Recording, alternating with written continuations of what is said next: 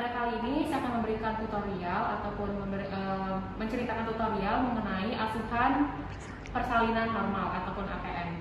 Baik, pada kali ini ada pun step-step yang akan kita lakukan. Yang pertama adalah kita harus mengetahui dan melihat tanda-tanda gejala kala 2 pada ibu, yaitu dilihat apakah ibu ada tanda-tanda ingin meneran pada ibu. Yang kedua adalah apakah adanya tekanan pada anus ataupun rektum meningkat. Yang ketiga adalah perineumnya apakah menonjol, dan yang keempat adalah vulva vagina dan sekitar aninya apakah sudah mulai membuka. Ya, selanjutnya adalah persiapan alat. Persiapan alat di sini ada berupa partuset, yang dimana partuset ini terdiri dari 2 klem koker atau 2 klem tali pusat, lalu ada gunting tali pusat, lalu ada benang tali pusat, lalu ada setengah koker, lalu ada gunting episiotomi, lalu di sini ada kateter Nelaton ataupun kateter Foley, lalu ada handscoon steril ataupun handscoon DTT ya, bisa juga ada pasta steril. Ini adalah partuset diletakkan di tempat steril. Selanjutnya adalah yang non sterilnya, dipersiapkan juga spet, ada 5 cc dan 3 cc, lalu ada oksitosin 10 unit, lalu ada kasa ataupun kapas, lalu ada suction, lalu ada lanek untuk menghitung DJJ pada bayi, lalu ada stetoskop dan tensimeter. Selanjutnya adalah persiapan dari persiapan penolong dari pasien, yaitu berupa goggles, lalu ada apron, lalu ada masker, lalu dengan memakai boots. Selanjutnya adalah persiapan untuk ibu bayi, yaitu ada 2 handuk bersih, lalu ada 2 kain bersih, dan selanjutnya adalah kita persiapkan juga larutan klorin untuk memasukkan sarung tangan yang telah terkontaminasi. Lalu ada juga 3 buah tempat sampah, ada tempat sampah yang kering, basah, ada juga yang terkontaminasi. Selanjutnya untuk meletakkan plasenta yang telah lahir, yaitu ditaruhkan di dekat becken.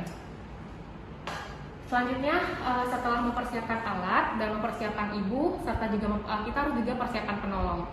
Lalu sebelum melakukan persiapan penolong, yang pertama itu adalah untuk oksitosin, 10 unit oksitosin, 1 ampul ini kita patahkan.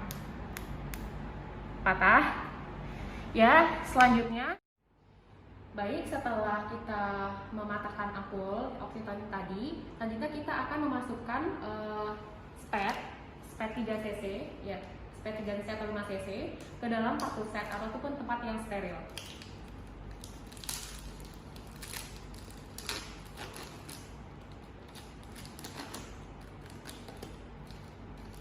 Selesai. Ya, selanjutnya setelah kita meletakkan spet yang sudah kita letakkan di tempat steril, yaitu kan kita akan melakukan persiapan kita sebagai penolong. Ya, persiapan sebagai penolong adalah yang pertama, kita harus memakai celemek ataupun apron bersih. Baik, setelah memakai celemek ataupun apron, selanjutnya kita akan melakukan cuci tangan terlebih dahulu. Cuci tangan selama 20 detik di bawah air yang mengalir dan bersih. Anggap ini adalah air yang mengalir. Cuci tangan sesuai SARA WHO selama 20 detik.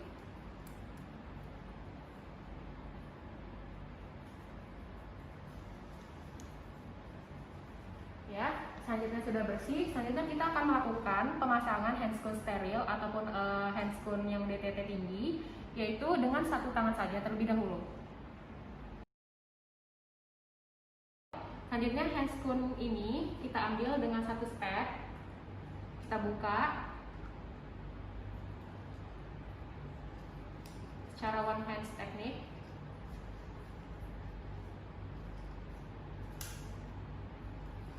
Ya, ambil oksitosin dengan tangan yang sudah kita cuci tangan tadi, yang sudah kita patahkan ampulnya, kita ambil,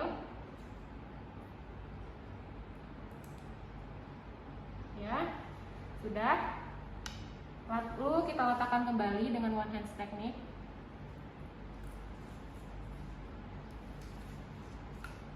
Ya, selanjutnya setelah melakukan, kita pasang handscoon yang satunya.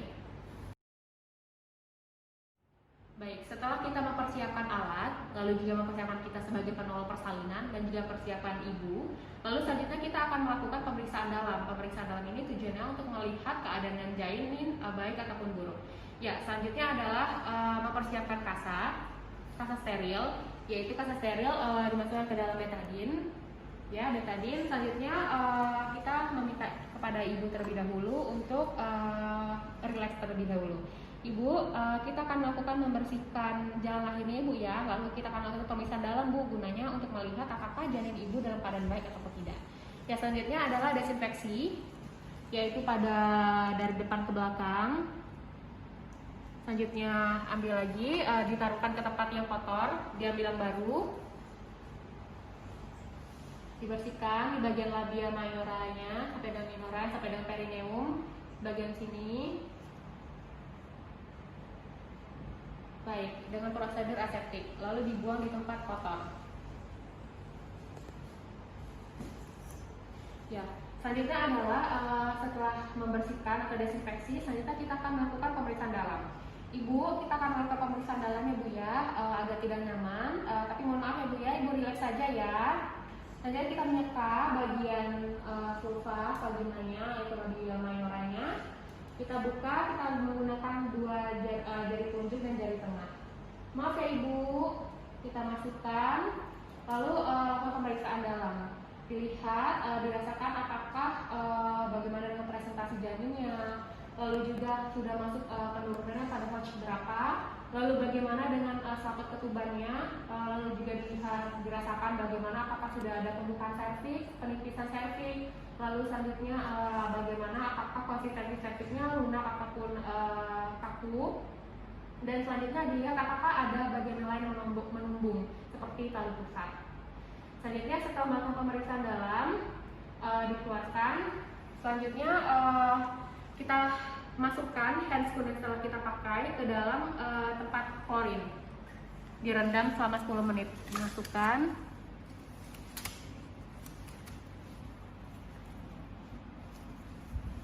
Ya, selanjutnya setelah memasukkan ini kita akan melakukan DJJ dengan menggunakan lame. Ibu, kita akan mengikuti DJJ-nya bu ya. Mohon maaf bu. Sebelumnya kita telah mengetahui di bagian mana punggung janin.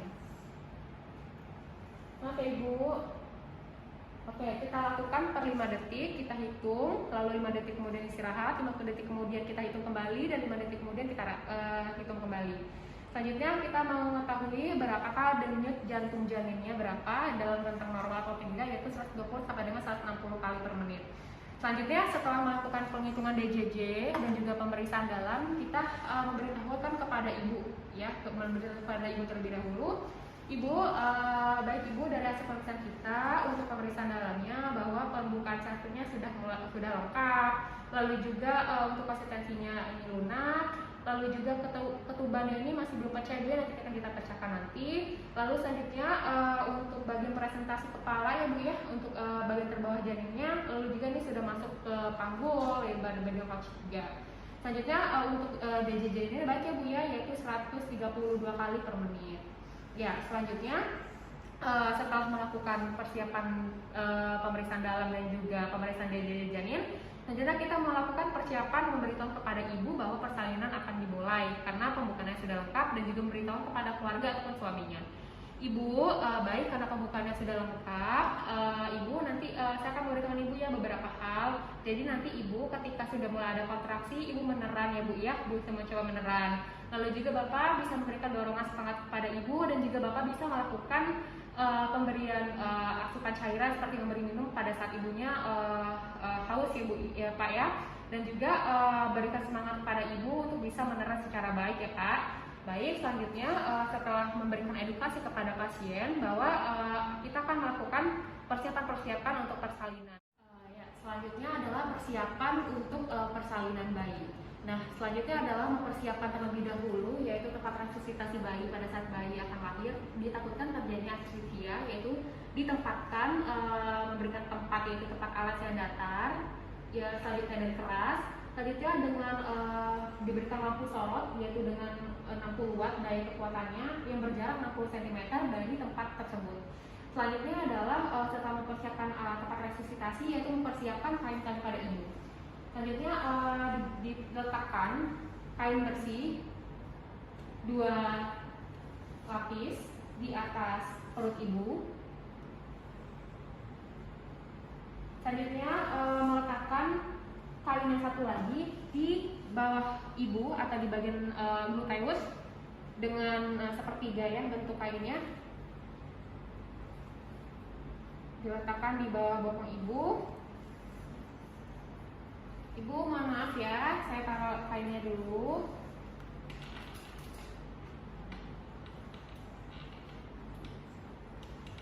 Ya. Oke, selanjutnya adalah setelah meletakkan kain bersih ke atas perut ibu dan di bagian bawah ibu, selanjutnya kita akan melakukan cuci tangan terlebih dahulu.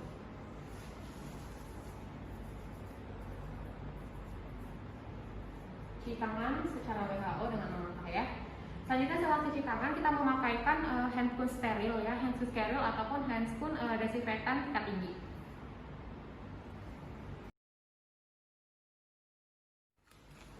Ya, selanjutnya setelah memakai handphone kita lihat, kita tunggu sampai dengan kepala ini membuka vulva, yaitu sampai dengan pembukaannya itu 5 sampai dengan 6 cm. Selanjutnya kita adalah menyeka bagian bawah yaitu bagian perineum, ya bagian perineum. Lalu kita tunggu sampai dengan bayi ini keluar. Ya Bu, terus ya Bu, sambil kita edukasi untuk menyemangati ibu. Selanjutnya jangan ditarik,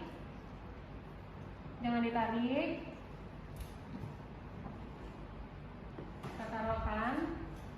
Ya Bu, lanjut Bu, terus kita tahan ya di bagian perineumnya untuk mencegah terjadinya ruptur perineum.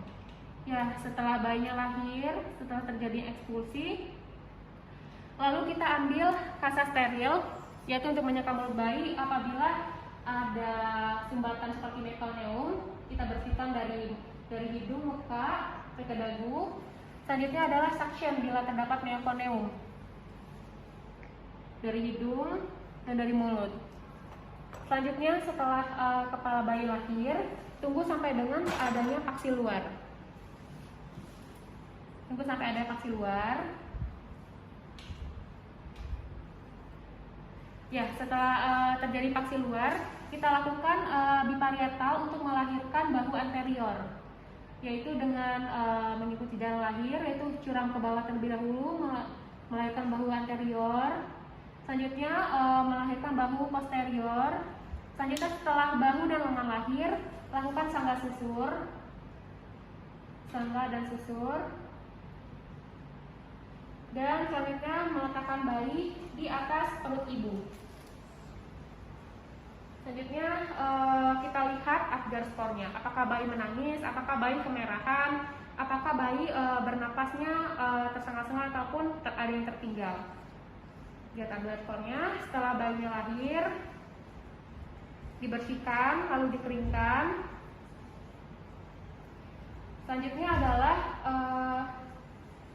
melakukan pengkleman tali pusat. Pengkleman tali pusat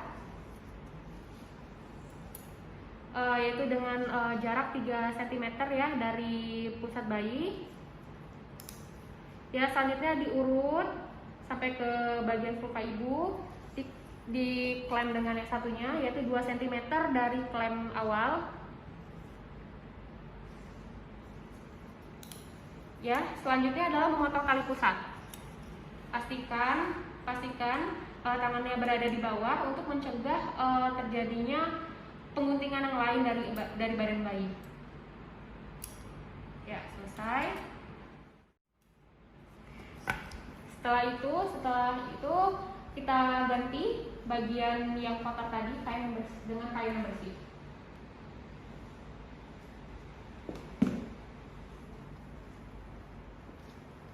Selanjutnya beritahu ibu untuk bisa melakukan inisiasi menyusui dini. Baik, selanjutnya setelah kita melakukan manajemen skala 2, selanjutnya kita akan lakukan manajemen skala 3, yaitu berupa pemberian oksitosin kepada ibu, lalu selanjutnya peregangan tali pusat tergali atau PTT, selanjutnya melakukan masase fundus uterus. Ya, setelah melahirkan bayi, kita akan lakukan manajemen aktif skala 3, yaitu melakukan pemberian oksitosin. Ibu, saya akan melakukan pemberian suntikan oksitosin ya Bu ya. Nanti suntikan oksitosinnya saya akan suntik secara intramuskular di bagian paha kanan Ibu, sepertiga paha kanan ya Bu ya, bagian atas agak keluar ya Bu ya. Apakah Ibu agak sakit sedikit? Ya, selanjutnya kita melakukan penyuntikan. Jangan lupa secara intramuskular. Selanjutnya aspirasi terlebih dahulu, lipasnya tidak ada darah, lalu suntikan. Selanjutnya setelah melakukan suntikan kepada ibu, kita akan melakukan meraba bagian abdomen apakah teraba kontraksi atau tidak. Ya. Selanjutnya setelah kita melakukan penyuntikan oksitosin pada ibu, lalu kita akan melakukan peregangan tali pusat ataupun PTT. Nah, pada peregangan tali pusat ini kita lihat apakah sudah ada mulai tanda-tanda keluarnya tali plasenta ya. Dilihat apakah ada darah keluar saat konyong-konyongnya, lalu ada juga bagian darah yang melumbung ataupun keluar itu dari tali pusatnya, lalu dirasakan yang tadi apakah ada perubahan dari bentuk uterusnya globular atau tidak. Selanjutnya kita lakukan peregangan tali pusat ya, klem yang di sini, klem ini dipindahkan berjarak 5 cm dari vulva ibu ya. Selanjutnya kita melakukan peregangan tali pusat, jangan berupaya untuk menariknya. Ya, jangan lupa untuk menarik tapi mengikuti peregangan. Selanjutnya pada tangan yang satu bagian kanannya kita lakukan dorsokranial. Tujuan dorsokranial di sini adalah untuk mencegah tidak terjadinya inversio uteri ya. Ayo Bu, ya pinter. Selanjutnya kalau misalkan tali pusatnya ini sudah terlalu panjang, kita bisa pindahkan lagi 5 cm dari vulva ibu. Ya, sampai tampak adanya plasenta ini lahir di introitus vagina. Setelah muncul plasenta ini di introitus vagina, lalu menggunakan kedua tangan untuk mengambil plasentanya ini. Putar, dipastikan bahwa plasenta serta selaput ketubannya ini terbawa semua. Jadi tidak akan terjadinya retensio plasenta ataupun yang akan terjadi. Yang akan juga menyebabkan terjadinya HPV. Selanjutnya dipastikan ya plasentanya sudah lahir. Selanjutnya kita letakkan di bagian plasenta, tempat plasenta ya, nearbacken. Selanjutnya setelah plasenta yang lahir, jangan lupa melakukan masase fundus uteri. Di pada fundus uterinya kita akan masase, yaitu untuk membuat rahim ini berkontraksi untuk mengurangi perdarahan yang akan terjadi. Setelah melakukan masase fundus uteri, kita lihat kembali plasentanya. Apakah plasentanya ini utuh ataupun tidak ya? Dilihat dari saput ketubannya apakah masih ada. Lalu dari plasentanya ini apakah kotiledonnya lengkap ya? Lengkap ataupun tidak? Sekitar 15 sampai dengan 20 kotiledon yang ada. Ya. Selanjutnya setelah melihat plasentanya ini sudah lengkap ataupun tidak, kita melihat apakah terdapat laserasi pada jalan lahir. Dilihat apakah ada robekan jalan lahir di bagian perineum ataupun di bagian sekitar vaginanya. Jika ada, kita akan lakukan penjahitan. Nah, setelah melahirkan manajemen skala 3 dan juga melihat perdarahan aktif atau tidak pada manajemen skala 4, yaitu juga selanjutnya kita akan melakukan pembersihan ya, pembersihan dari penolong itu sendiri. Kita akan melakukan desinfeksi, meletakkan bagian handstool kita kepada klorin selama 10 menit. Kita buka secara terbalik. Ya. Selanjutnya juga akan bersihkan ibu, lalu juga dilihat kembali tanda-tanda vital ibu, lalu juga bagaimana keadaan umum ibu, lalu juga dilihat perdarahannya. Nah, pada manajemen aktif skala 4 ini, manajemen skala 4 pada pemeriksaan tanda-tanda vital seperti tekanan darah, nadi, suhu dan laju respirasinya pada 1 jam pertama pada 15 menit, setiap 15 menit, dan pada 2 jam kedua dilihat setiap 30 menit. Selanjutnya dibersihkan seluruhnya, kita cuci tangan terlebih dahulu. Membuka celemek. Kita buka peralatan pelindung diri kita. Diletakkan di